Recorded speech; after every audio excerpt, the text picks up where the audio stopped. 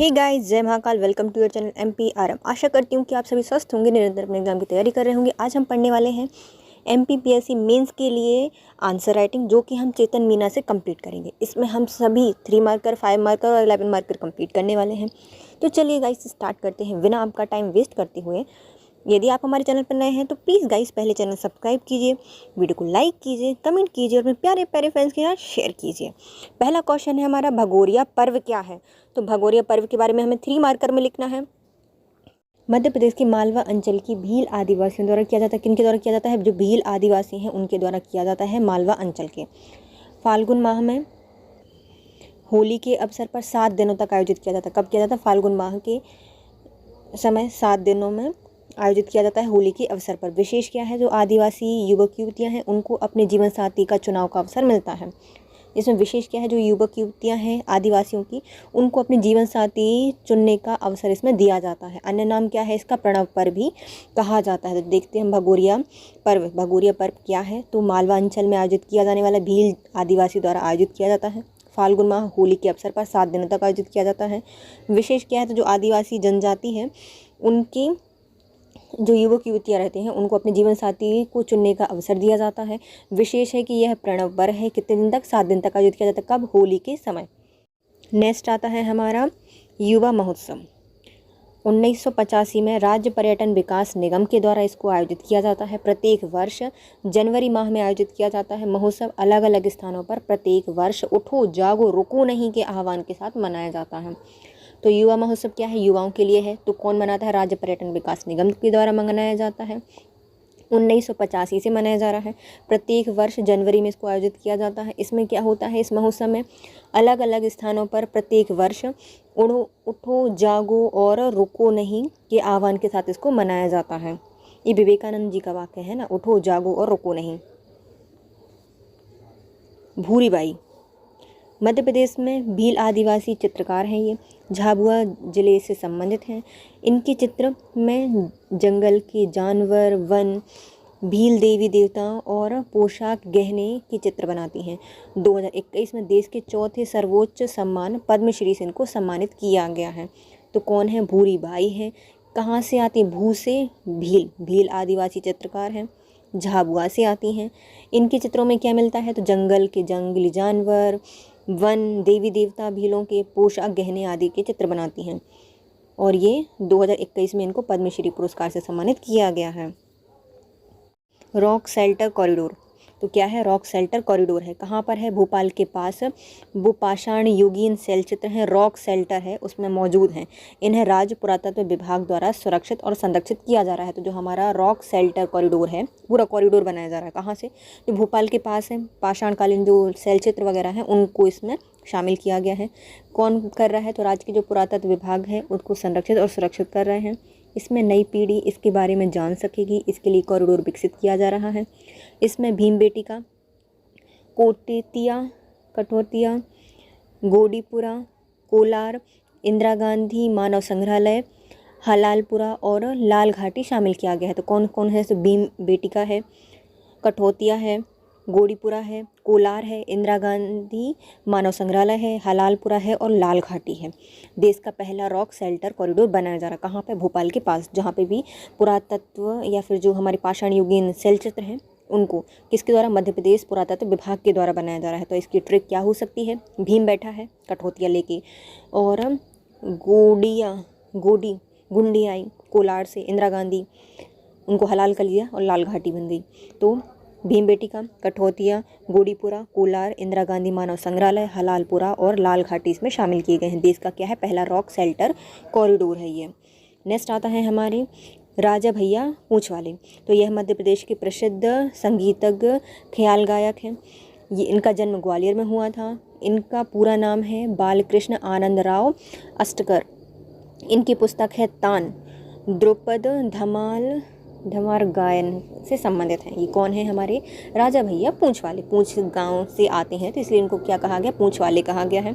मध्य प्रदेश के प्रसिद्ध संगीतज्ञ हैं जो कि ख्याल गायक से संबंधित हैं। जन्म कहाँ पे हुआ है इनका? ग्वालियर में हुआ है। पूरा नाम क्या है इनका? बालकृष्ण आनंद राव अष्टकर। पुस्तक है इनकी तान, और 2 पद में क्या गाते हैं? धमार गायन गाते हैं। नेक्स्ट आता है हमारा द्रुपद केंद्र कहाँ पर है। द्रुपद केंद्र, इसकी स्थापना 1981 में हुई थी। भोपाल में स्थित है द्रुपद, भोपाल में स्थित है। हिंदुस्तानी शास्त्रीय संगीत की विशुद्ध एवं अत्यंत प्राचीन गायन शैली द्रुपद के नाम से विख्यात है। इन केंद्र में गुरु शिष्य परंपरा के अंतर्गत छात्रवृत्ति पर विद्यार्थियों को द्रुपद गायन का गहन प्रशिक्षण प्रदान किया जाता है। मतलब ये क्या है, गुरु शिष्य परंपरा के अंतर्गत दिया जाता है, मतलब गुरु के साथ बैठ कर ये शिष्यों को शिक्षा दी जाती है। कहाँ पर है द्रुपद केंद्र? भोपाल में स्थित है। कब बनाया गया था? द्रुपद चढ़ गए 1881 में इसको बनाया गया था। भोपाल में स्थित है। क्या करते हैं तो यहाँ पर संगीत, जो शास्त्रीय संगीत है हिंदुस्तानी, उसकी विशुद्ध और अत्यंत प्राचीन गायन शैली इनको सिखाई जाती है, द्रुपद कला सिखाई जाती है। इसमें गुरु शिष्य परंपरा के अंतर्गत इसमें छात्रवृत्ति दी जाती है और ऐसे विद्यार्थियों को ही इसमें गायन का प्रशिक्षण दिया जाता है। अब आते हैं हमारे 5 मार्कर्स। 5 मार्कर का पहला क्वेश्चन है हमारा, रविंद्र भवन सभागार पर टिप्पणी कीजिए। जो रविंद्र भवन है कहाँ पर है? भोपाल में बनाया गया है। उस सभागार पर हमें क्या करनी है? टिप्पणी करनी है। तो चलिए देखते हैं।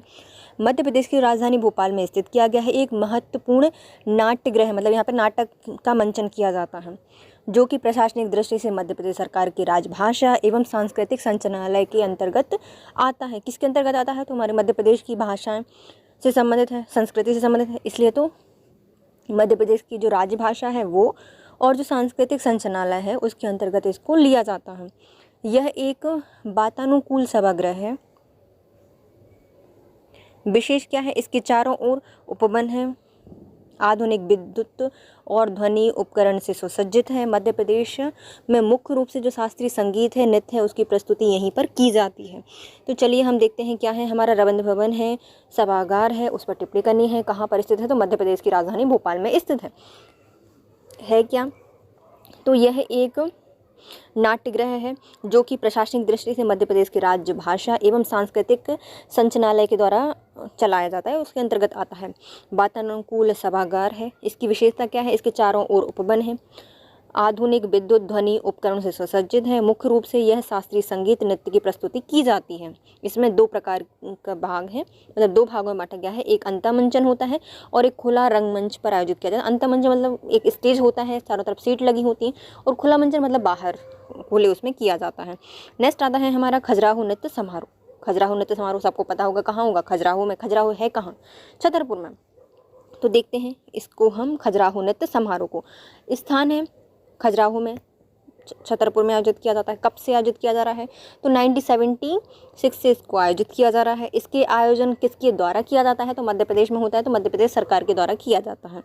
देश विदेश के पर्यटकों को आकर्षित करने के उद्देश्य से इस समारोह का आयोजन किया जाता है। मतलब इतना बड़ा शास्त्रीय संगीत नृत्य वगैरह होता है यहाँ, तो देश क्या विदेश से भी लोग यहाँ पर आते हैं देखने के लिए।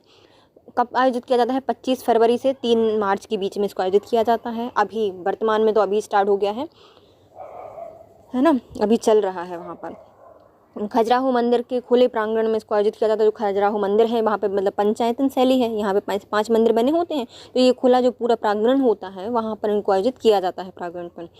शास्त्रीय संगीत मतलब जो शास्त्रीय नृत्य हैं उनका ही बस यहाँ पर आयोजन कराया जाता है। तो वो कौन कौन से हैं?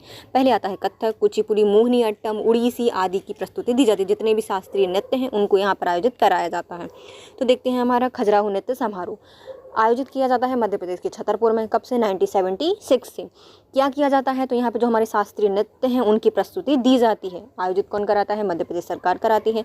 कहाँ पर आयोजित किया जाता है? तो जो हमारे खजुराहो के मंदिर हैं, आकर्षित मंदिर हैं, वहाँ पर खुले प्रांगण में इसको आयोजित कराया जाता है देश विदेश के पर्यटकों को आकर्षित करने के लिए। इसमें कौन से नृत्य की प्रस्तुति दी जाती है? तो जो शास्त्रीय नृत्य हैं उनकी प्रस्तुति दी जाती है, जैसे कि कुचिपुड़ी, कथक, मोहिनी अट्टम, उड़ीसी, ये सब यहाँ पर किए जाते हैं। तो चलिए देखते हैं हम आदिवासी लोक कला परिषद पर टिप्पणी कीजिए, मतलब नेक्स्ट क्वेश्चन है आदिवासी लोक कला परिषद पर टिप्पणी करनी है। तो लोक कला परिषद स्थापना 1980 में। लोग 80 साल के बुढ़े हो जाते हैं फिर तो लोक कला में इंटरेस्ट आता है। तो लोक कला परिषद की स्थापना 1980। और 1981 में क्या हुआ था बताइए? 1981 में हमने स्टार्ट किया था द्रुपद समारोह स्टार्ट हुआ था। कहाँ पर? भोपाल में आयोजित हुआ था ना। द्रुपद नहीं चल सकते 80 साल के बुढ़े आदमी, अरे चल सकते हैं लेकिन हम टिक बना सकते हैं, है ना। तो 80 साल के जो दादा दादी हैं उनके लिए द्रुपद चलना बहुत मुश्किल होता है। उसके पहले 80 में उनको क्या हो जाता है, लोक कला से मोह उठ जाता है या फिर लोक कला में इंटरेस्ट लेने लगते हैं। तो कब आयोजित किया जाता है, 1980 से इसको आयोजित किया जा रहा है। किसके द्वारा, मध्य प्रदेश सरकार के द्वारा। कहाँ आयोजित किया जाता है, भोपाल में किया जाता है। इसका मुख्य क्या है, तो इसमें आदिवासी जो कलाएँ होती हैं, जैसे कि लोक नृत्य हो गया, लोक नाट्य हो गया, लोकगीत हो गया, लोक संगीत हो गया, आदि को इसमें संरक्षण दिया जाता है। कार्य क्या होता है इसमें, काष्ठ शिल्प का संरक्षण होगा, लोक नाट्य पाठकों का सर्वेक्षण होगा, वाचिक परंपराएं होंगी, आदिवासी लोक नृत्य, लोक नाट्य और अन्य जो सूक्ष्म सांस्कृतिक परंपराएं हैं उनका सर्वेक्षण किया जाता है। इस कला परिषद के द्वारा ही आदिवासी लोक कलाओं से संबंधित चौमासा नामक पत्रिका का प्रकाशन किया जाता है। तो जो आदिवासी लोक कला परिषद है, आदिवासियों से संबंधित है, 1980 में इसको स्टार्ट किया गया था। किस द्वारा, तो जो मध्य प्रदेश सरकार है उसके द्वारा, भोपाल में स्थित है ये आदिवासी लोक कला परिषद।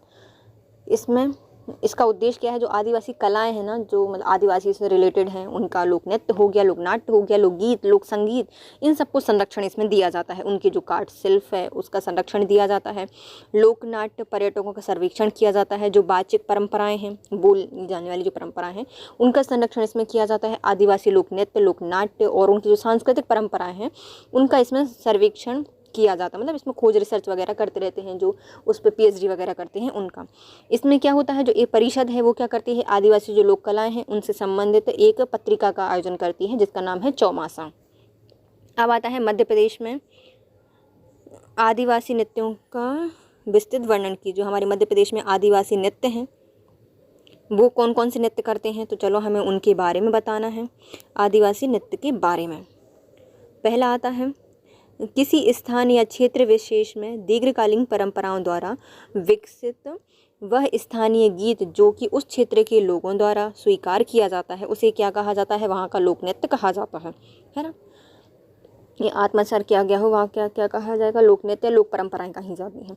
तो कोई भी स्थान है, एक पर्टिकुलर स्थान ले लो, वहाँ पे जो दीर्घकालीन से मतलब बहुत पुराने ज़माने से विकसित जो स्थानीय गीत है, नृत्य है, उसको लोगों द्वारा स्वीकार कर लिया जाता है, आत्मसात कर लिया जाता है, उसे लोक नृत्य कहा जाता है। तो आदिवासियों के देखना है हमें लोक नृत्य, तो पहले आते हैं नृत्य, अवसर देखेंगे और उनका क्षेत्र विशेष देखेंगे, मतलब उसमें विशेष क्या है वो देखेंगे। पहले आता है हमारा नृत्य, अवसर, क्षेत्र और विशेष। नृत्य में आता है कर्म। कर्म हम कब लिखेंगे, तो हमारे दशहरा पे रावण को मारा था, तो दशहरा और वर्ष के आगमन तक इसको किया जाता है। मतलब दशहरा से स्टार्ट होगा, पूरे वर्ष मतलब वर्षा के आगमन तक चलेगा, पूरी वर्षा ऋतु में गाया जाता है। कहाँ पर, मंडला में। और किसके द्वारा, गौड़ और जो बैगा जनजातियाँ होती हैं उनके द्वारा किया जाता है। मतलब कर्म याद करते हैं इनको ऐसे। तो जो कर्म होते हैं वो हम कहाँ रखते हैं, हमेशा हमारे कर्म माथे पे लिख जाते हैं ना, तो माथे को क्या बोलते हैं, मंडल बोलते हैं। तो मंडला में किया जाता है कर्म नृत्य। तो जो हमारा रावण था उसके बुरे कर्म से उसको मारा था, तो सबसे पहले हम रावण को मारेंगे और हमारे अच्छे कर्म स्टार्ट हो जाएंगे। तो दशहरा से स्टार्ट हो गए, पूरी वर्षा ऋतु तक ही चलते हैं। इसमें क्या होता है, जो गौड़ और बैगाजन होते हैं उनके द्वारा किया जाता है। फिर आते हैं हमारे भगोरिया नृत्य। नेक्स्ट आता है हमारा भगोरिया नृत्य। कब किया जाता है, होली के अवसर पर किया जाता है झाबुआ में। और किसके द्वारा, भील जो लोक नृत्य है, भीलों का लोक नृत्य है ये कौन सा, भगोरिया। देखा था ना, होली के अवसर पर किया जाता है 7 दिन के लिए झाबुआ में। यह एक प्रणव पर्व होता है जिसमें युवक युवतियाँ मिलते हैं और अपने जीवन साथी को ढूंढते हैं। किसके द्वारा, भील आदिवासियों के द्वारा किया जाता है। नेक्स्ट आता है हमारा परधोनी नृत्य। यह विवाह में किया जाता है, जो पूरी मध्य प्रदेश है वहाँ पर। इसको बैगा जनजाति बधु पक्ष, मतलब बधु पक्ष जो होती है ना उसके द्वारा किया जाता है। कौन सा है, परधोनी है। किसके द्वारा किया जाता है, बैगा जनजाति के द्वारा, पूरी मध्य प्रदेश में विवाह के अवसर पर और बधु पक्ष के द्वारा किया जाता है। नेक्स्ट आता है हमारा भड़म। तो भांगड़ा किया जाता है कब, शादियों में, विवाह के अवसर पर, दक्षिण मध्य प्रदेश में। और जो भारिया जनजाति होती है उसके द्वारा किया जाता है। भड़म, सैतम ये सब कौन करती है, भारिया जनजाति करती हैं विवाह के अवसर पर, दक्षिण मध्य प्रदेश में। नेक्स्ट आता है हमारा सैतम। तो ये विवाह पर किया जाता है छिंदवाड़ा में और भारिया जनजाति के द्वारा। अटारी नृत्य, अटारी पर चढ़ के त्यौहार मनाते हैं, मुख्य त्योहारों पर मनाया जाता है। कहाँ पर, बघेलखंड में और बैगा जनजाति के द्वारा किया जाता है। कौन सा है, अटारी नृत्य है, त्योहार पर किया जाता है बघेलखंड में और बैगा जनजाति के द्वारा। फिर आता है ददरिया नृत्य, दशहरा पर किया जाता है, पूरी मध्य प्रदेश में किया जाता है और बैगा जनजाति के द्वारा। ददरिया नृत्य कब किया जाता है, दशहरा पर, पूरी मध्य प्रदेश में, और बैगा जो जनजाति होती है उसके द्वारा किया जाता है। जो हम देखते हैं फिर से इनको, पहला है हमारा कर्मा, दशहरा पर वर्षा आगमन तक इसको किया जाता है। मंडला में गोंड और बैगा जनजाति के द्वारा। फिर आता है भगोरिया नृत्य, यह होली पर होता है झाबुआ में और जो भील जनजाति होती है उसके द्वारा किया जाता है। परधौनी नृत्य विवाह के अवसर पर बैगा जनजाति के द्वारा पूरी मध्य प्रदेश में। भणम तो विवाह पर दक्षिण मध्य प्रदेश में और भारिया जनजाति के द्वारा। सैतम ये भी विवाह अवसर पर किया जाता है, छिंदवाड़ा में किया जाता है और जो भारी जनजाति है उसके द्वारा इसको किया जाता है। अटारी नृत्य प्रमुख त्योहारों पर बघेलखंड में और जो बैगा जनजाति है उसके द्वारा किया जाता है। दादरिया बैगा जनजाति के द्वारा दशहरा पर और पूरी मध्य प्रदेश में। नेक्स्ट क्वेश्चन आता है निमाड़ लोक चित्रकला का संक्षिप्त में वर्णन कीजिए। तो हमारी जो लोक चित्रकला है कहाँ की, निमाड़ की, उसका हमें वर्णन करना है। किसी भी क्षेत्र स्थान की जो जातियाँ होती हैं, जनजातियाँ होती हैं, उनमें पीढ़ी दर पीढ़ी चली आ रही परंपरा की जो कलाएं होती हैं उनको लोक चित्रकला कहा जाता है। तो किसी भी क्षेत्र स्थान की जो जाति जनजातियों के द्वारा पीढ़ी दर पीढ़ी चली आ रही पारंपरिक कला होती है उसको लोक चित्रकला कहा जाता है। इसमें प्रमुख आते हैं निमाड़ में हमारा थापा, कौन सी है, थापा नृत्य किया जाता है। फिर पागलिया किया जाता है, ईरत किया जाता है, कांचली भरना और खोपड़ी पूजा की जाती है। तो थापा में क्या होता है, थापा कब बनते हैं, प्रमुख अवसरों पर दीवार पर हाथ के जो थापा लगाए जाते हैं, कुछ ऐसे त्यौहार होते हैं इनके यहाँ पर, तो उसमें थापा लगाए जाते हैं हाथों से। कुछ लोग गोबर से लगाते हैं, कुछ लोग हल्दी वगैरह की लगाते हैं, तो थापा हाथ से लगाए जाते हैं।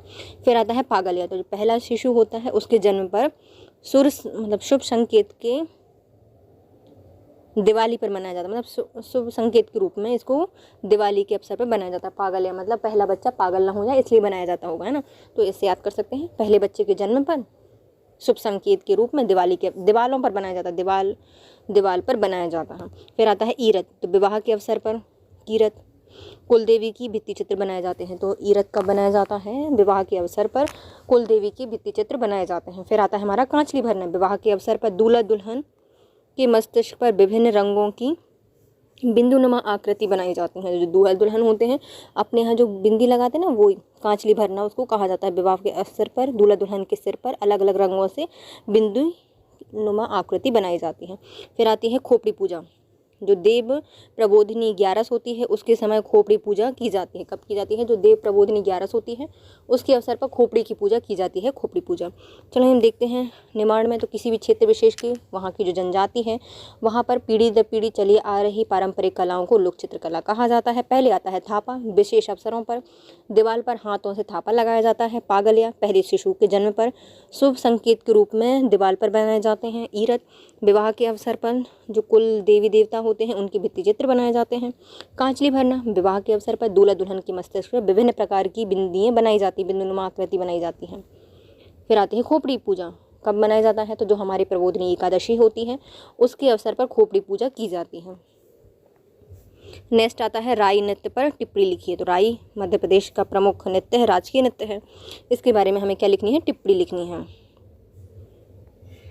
तो मध्य प्रदेश का राजकीय नृत्य है जो कि बुंदेलखंड का प्रसिद्ध लोक नृत्य है। तो हमारे मध्य प्रदेश का या जो राजकीय नृत्य है वह है राई, और जो हमारा बुंदेलखंड है वहाँ का लोक नृत्य है राई। अवसर कब होता है, तो कब राई की जाती है, तो जन्म पर, शादी विवाह में और जो सामाजिक उत्सव होते हैं, मेले होते हैं, इसमें इस नृत्य को किया जाता है।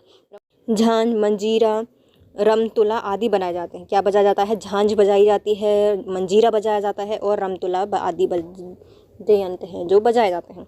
विशेष क्या है, तो इसमें श्रृंगार प्रधान नृत्य है। तो इसमें श्रृंगार प्रधान नृत्य है, मुख्यतः महिलाओं द्वारा किया जाता है। जो जनजाति है, जो महिलाएं करती हैं उनको क्या कहा जाता है, बेड़िया जनजाति द्वारा किया जाता है। रोचक सवाल और जवाब शैली इसमें होती है। तरह तरह के स्वांग नृत्य इसमें सम्मिलित होते हैं। राई में जो नृत्य अभिनय किया जाता है, नृत्य अभिनय किया जाता है, नृत्य के साथ अभिनय किया जाता है। तो देखते हैं हम राई पर टिप्पणी। तो कहाँ का है, मध्य प्रदेश का राजकीय नृत्य है, बुंदेलखंड का लोक नृत्य है ना। कब किया जाता है, जन्म पर, शादी विवाह, सामाजिक उत्सव, मेले में इसको आयोजित किया जाता है। किसके साथ, तो झांझ, मंजीरा, ढोलक, रमतुला के साथ इसको किया जाता है। विशेष क्या है, श्रृंगार प्रधान है, महिलाएं करती हैं, महिलाओं के द्वारा किया जाता है और जो महिला करती है वह बेड़िया जनजाति से होती है। इसमें रोचक सवाल जवाब किए जाते हैं। इसमें नृत्य अभिनय, एक तरह का नृत्य अभिनय है ये, और तरह तरह के स्वांग नृत्य इसमें सम्मिलित होते हैं। मध्य प्रदेश के प्रसिद्ध संगीत क्षेत्र का वर्णन कीजिए। जो हमारे मध्य प्रदेश के संगीत हैं उनके क्षेत्रों का वर्णन करना है। तो भारतीय संगीत के इतिहास में मध्य प्रदेश का योगदान अविस्मरणीय है। मध्य प्रदेश में संगीत परंपरा मुख्यतः ग्वालियर, इंदौर, रीवा, मैहर क्षेत्र में प्रसिद्ध है, जो कि निम्न प्रकार की है। तो हमारे मध्य प्रदेश जो संगीत से हमेशा जाना जाता है, इतिहास रहा है मध्य प्रदेश का संगीत का। मुख्यतः कौन कौन से क्षेत्र आते हैं? तो हमारा ग्वालियर, इंदौर और रीवा, मैहर घराना आते हैं और मैहर वाले क्षेत्र आते हैं। ग्वालियर क्षेत्र, यह क्षेत्र द्रौपद की जन्म स्थली रहा है। यह ख्याल गायकी की परिवार स्थली रही है। मध्य प्रदेश के जो प्रसिद्ध यह सबसे पुराना है वह है माधव संगीत विश्वविद्यालय, जिसकी स्थापना 1918 में हुई थी। तो ग्वालियर क्षेत्र में क्या है? तो यहाँ पर जो हमारा द्रौपद की जन्मशैली रही है, ख्याल गायकी के लिए जाना जाता है। और जो हमारा सबसे मध्य प्रदेश का सबसे पुराना संगीत स्कूल है वो कौन सा है? माधव संगीत विद्यालय। कहाँ पर है? 1918 में बना था। और कहाँ पर? ग्वालियर क्षेत्र में इसको बनाया गया था। फिर आता है हमारा रीवा क्षेत्र। मैहर भी क्षेत्र इसके अंतर्गत आता है। इस क्षेत्र में संगीत के विकास का श्रेय रीवा शासकों को जाता है। तो जो रीवा मैहर क्षेत्र है वो क्यों फेमस हुआ है? क्योंकि वहाँ के जो राजा थे उन लोगों ने संरक्षण दिया, इसलिए ये विकसित हो गया। फिर आता है इंदौर क्षेत्र। इसमें मालवा निमाड़ की संगीत परंपराएं होती हैं और उस्ताद आमिर खां से संबंधित है। कौन सा है? इंदौर क्षेत्र है। इसमें मालवा निमाड़ का संगीत परंपरा यहाँ पर प्रसिद्ध है और यहाँ के जो प्रमुख हैं वो कौन है? उस्ताद आमिर खां। चलिए देखते हैं। तो हमारे मध्य प्रदेश की जो संगीत का इतिहास रहा है वो बहुत पुराना है। मुख्यतः इसमें 3 क्षेत्र आते हैं, ग्वालियर, इंदौर और रीवा क्षेत्र। ग्वालियर में क्या है? द्रौपद की जन्मस्थली रहा है और ख्याल गायकी के लिए जाना जाता है। प्रमुख क्या है? तो जो हमारा पहला सबसे पुराना स्कूल है वो है माधव संगीत विद्यालय, जो इसकी स्थापना 1918 में हुई थी। फिर आता है हमारा रीवा घराना। रीवा घराना फेमस है क्यों? क्योंकि वहाँ के शासकों ने उनको संरक्षण दिया था। तानसेन वगैरह भी रीवा ही से आते हैं, है ना। फिर आता है इंदौर। ये किसके लिए जाना जाता है? तो ये मालवा निमाड़ की संगीत परंपराओं के लिए जाना जाता है और उस्ताद आमिर खां यहाँ के प्रमुख संगीतकार हैं। मध्य प्रदेश की प्रमुख सृजन पीठों की लिस्ट बनाइए। तो जो हमारे मध्य प्रदेश में प्रमुख सृजन पीठ हैं उनका हमें वर्णन करना है। उद्देश्य क्या है? जो युवा रचनात्मकता है उसको प्रोत्साहित करना। जो युवाओं में रचनात्मकता शैली है उसको क्या करना है? विकसित करना है, प्रोत्साहित करना है। पहली आती है हमारी निराला सृजन पीठ। कहाँ पर है? वर्कतुलना विश्वविद्यालय भोपाल में।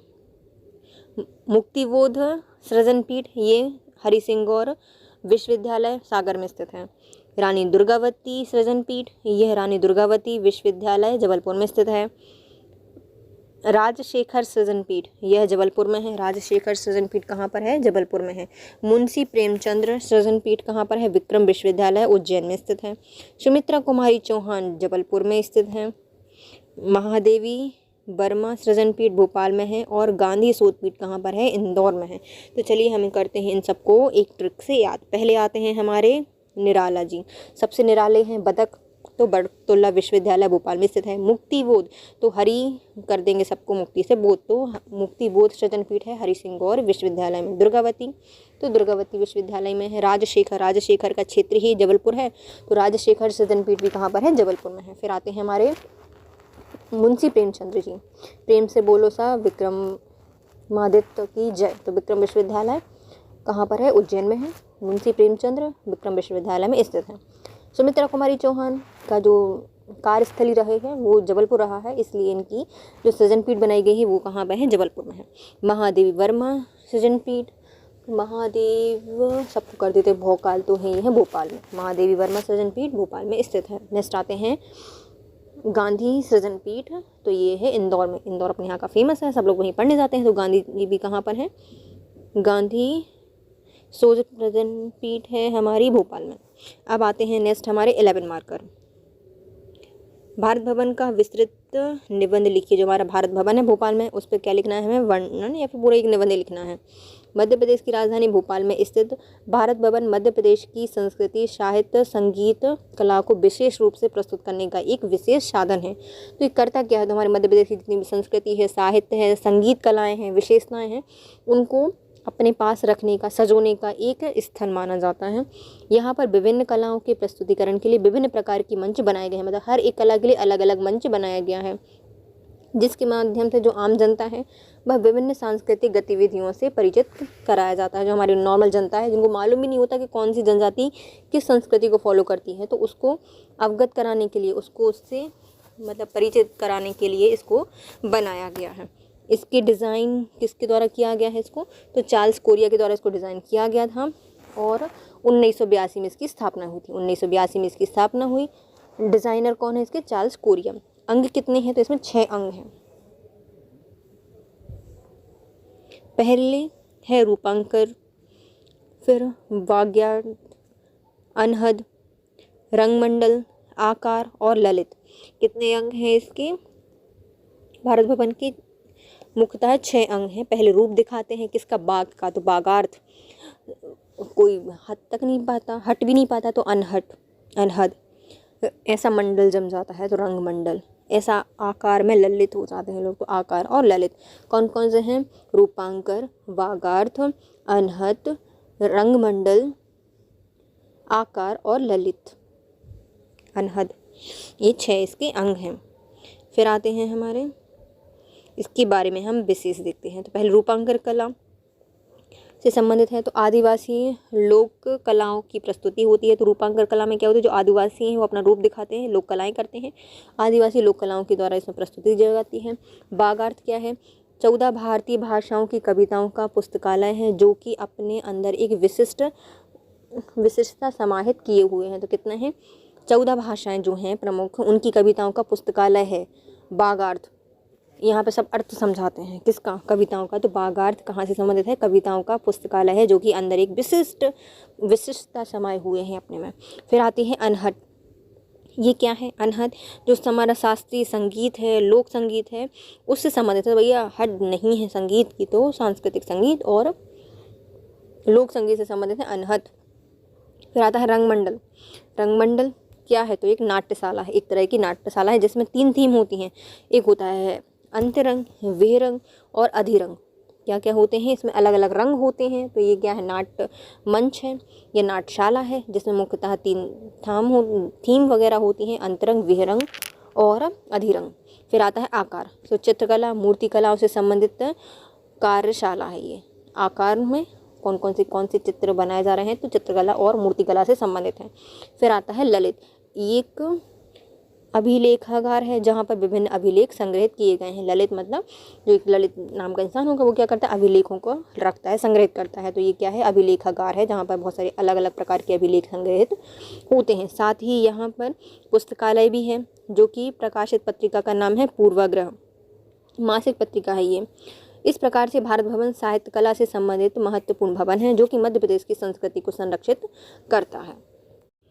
चलिए अब हम देखते हैं मध्य प्रदेश का जो भारत भवन है उसको। तो ये कहाँ पर है, राजधानी भोपाल में स्थित है। हमारी मध्य प्रदेश की संस्कृति, साहित्य, संगीत कला को विशेष रूप से प्रस्तुत करने के लिए विशेष साधन बनाया गया है। यहाँ पर विभिन्न कलाओं के प्रस्तुतिकरण के लिए विभिन्न प्रकार के मंच बनाए गए हैं, जिसके माध्यम से जो आम जनता है वह विभिन्न संस्कृतियों से अवगत कराया जाता है उसको, है ना। यहाँ पर इसकी स्थापना किसके द्वारा की गई थी, बनाया था चार्ल्स कोरिया ने। स्थापना 1982 में की गई थी। कितने अंग हैं इसमें, 6 अंग हैं। पहले आता है रूपांकर कला, वागार्थ, अनहद, फिर रंगमंडल, आकार और नेक्स्ट था ललित।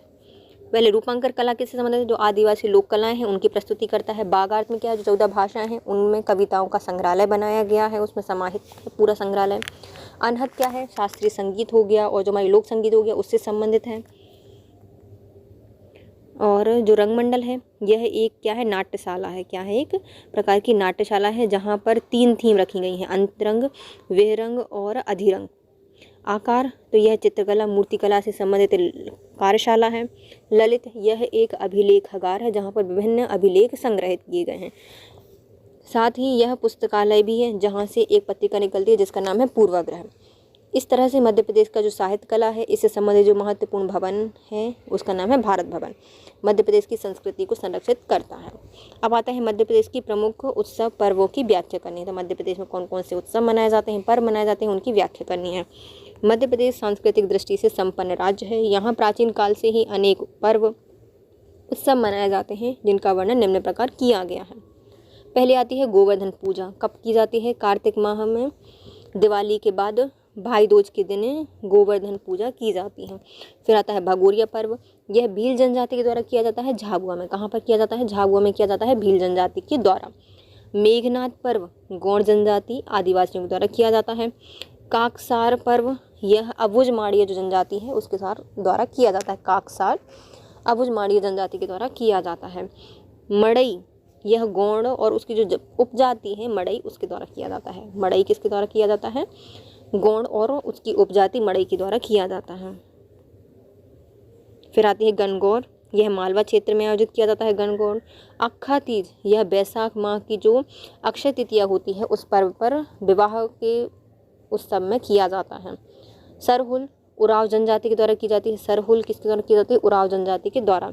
कर्मा नृत्य, ये भी उराव जनजाति फसल रोपने के समय की जाती है। कर्मा कब? उराव जनजाति के द्वारा की जाती है। हरेली पर्व किसानों द्वारा किया जाता है। हरेली पर्व किसके द्वारा किया जाता है? किसानों के द्वारा किया जाता है। रसनवा, यह मंडला जिले की बैगा आदिवासियों के द्वारा किया जाता है। मंडल में रस नहीं नवा, तो रसनवा मंडला के बैगा जनजाति के द्वारा किया जाता है। हरेला, हर एक किसान करता है, हरियाली लगाता है, हरेला किसानों द्वारा किया जाता है। कर्मा उराव और लाव, तो कर्मा और लाव और जो हमारी बैगा जनजाति होती है वो भी करती है, और ये फसल रोपने के समय किया जाता है। उराव जनजाति के द्वारा सरहुल भी किया जाता है। अक्खा तीज बैसाख की जो अक्षय तृतीया होती है विवाह के उत्सव पर इसको किया जाता है। गणगौर, यह मालवा क्षेत्र में किया जाता है। नेक्स्ट आता है, मतलब पहले देख लेते हैं गोवर्धन। गोवर्धन कार्तिक माह में दिवाली के दूसरे दिन भाई दूज से इसको स्टार्ट किया जाता है। गोवर्धन की पूजा से भगोरिया पर्व भील जनजाति के द्वारा झाबुआ वाले क्षेत्र में प्रणव पर्व है ये। मेघनाथ पूजा गौड़ जनजाति के द्वारा की जाती है। काकसार पर्व ये की जाती है, काकसार पर्व अबुझमाड़िया जनजाति के द्वारा। लारूकाज किसको होगी? लाज, गौड़ जनजाति के द्वारा किया जाता है लारूकाज। और मड़ई, ये गौड़ और उसकी जो उपजाति है मड़ई उसके द्वारा किया जाता है। मध्य प्रदेश में जो प्रमुख सांस्कृतिक विरासत है उसको संपन्न माना जाता है, और संपन्न करते हुए ये सबसे ज़्यादा जनजाति को अपने पास रखता है। इसके साथ हमारा वीडियो होता है complete guys. If you like my video please share, subscribe and comment. Thank you so much guys, have a nice day.